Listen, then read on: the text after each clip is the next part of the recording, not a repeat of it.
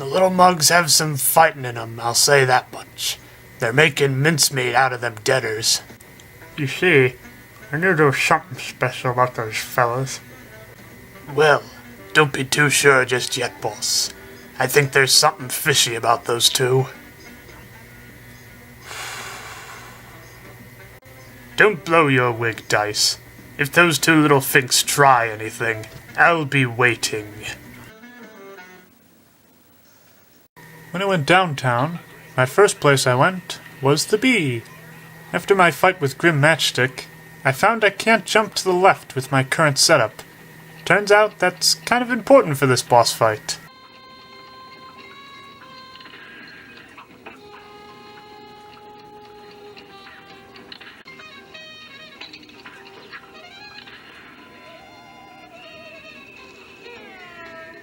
Through some means of magic, I was able to make it to the second form.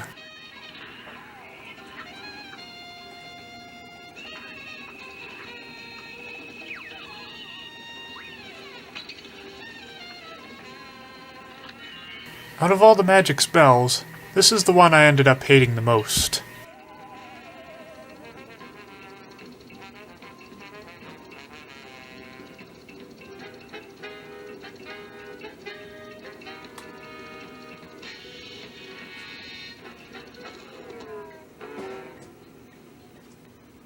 After a few more deaths, I came to a decision.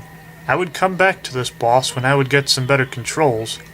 Usually I like to stick with a boss until I defeat it, but this time I felt I had no choice but to make an exception. So I went with the pirate instead. It's important to note that with most bosses, I'm looking at a color monitor. But this time though, I wanted to do it in black and white. I found it kind of difficult to figure out which dots he throws at you to parry. Going into this match, I used the homers and the three-way fire. I found that the homers have no effect, since they only go after the barrel, and not the pirate, which takes damage. For every boss I would face, I would never use the locking feature, so I'd get right up in the boss's face to get damage. Then again, that's when the three-way fire is the most effective, so I guess it kinda worked out.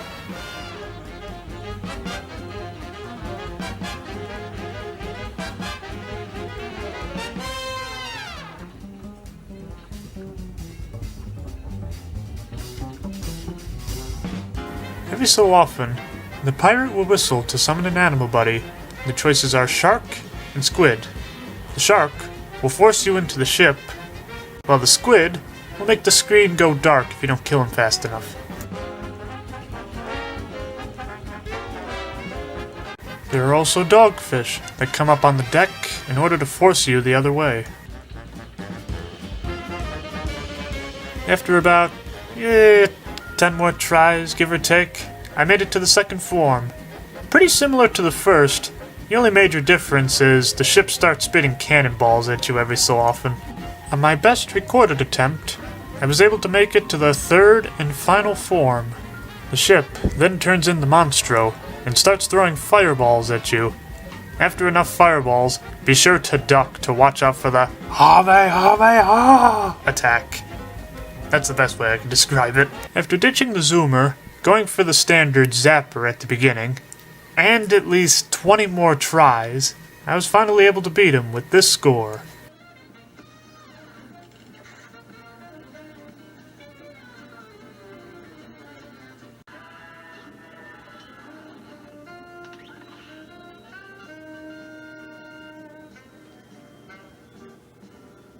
Once the way was open, I talked to this little turtle here. He tells you another way to enable the black and white mode. However, if you have a black and white television set, I think this would probably look better anyhow. But if you're able to unlock black and white mode, you probably have the most respect any gamer can get.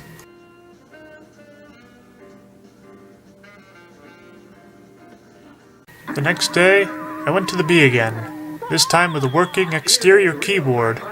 About 3 days of this boss, I found myself getting close to defeating her.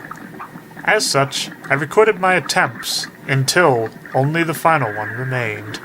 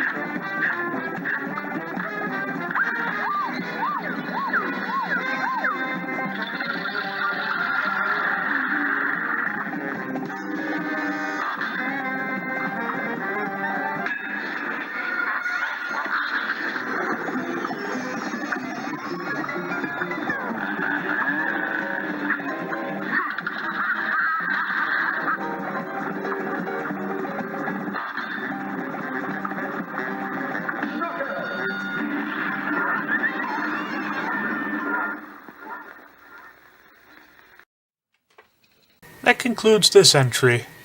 Join me next time, where we take on a boss that may have driven some people to insanity, if not even worse.